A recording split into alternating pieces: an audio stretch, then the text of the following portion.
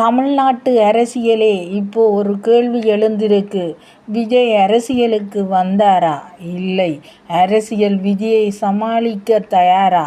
இதுதான் இப்போ உண்மை. அனைத்து இந்திய அண்ணா திராவிட முன்னேற்றக் கழகம் கத்துது. திராவிட முன்னேற்றக் கழகம் அமைதியாய் கவனிக்குது. ஏன் தெரியுமா? விஜய் வந்தது ஒரு நடிகரா இல்லை, ஒரு அதிர்ச்சியா. அரசியல் அனுபவம் இல்லை அப்படி என்று சிலர் சொல்றார்கள். ஆனால் ஒரு கேள்வி, எம்ஜிஆருக்கு அனுபவம் இருந்ததா? ஜெயலலிதாவுக்கு முதல் நாளே அரசியல் புத்தகம் இருந்ததா? இல்லை. ஆனால் மக்களின் நம்பிக்கை இருந்தது. இன்னைக்கு அதே நம்பிக்கை யாரை நோக்கி நகருது? விஜயை பார்த்து சிலருக்கு பயம். காரணம், அவர் பேசுகிற மொழி மக்களின் மொழி. அவர் பேசுகிற விஷயம் இளைஞர்களின் கோபம்.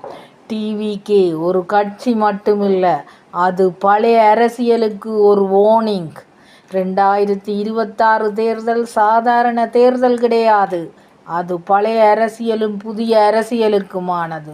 ஒரு விஷயம் மட்டும் உறுதி, விஜய் லேசாக எடுத்துக்கிட்டா அது அரசியலுக்கே பெரிய தவறு. காலம் எல்லாத்துக்கும் பதில் சொல்லும்.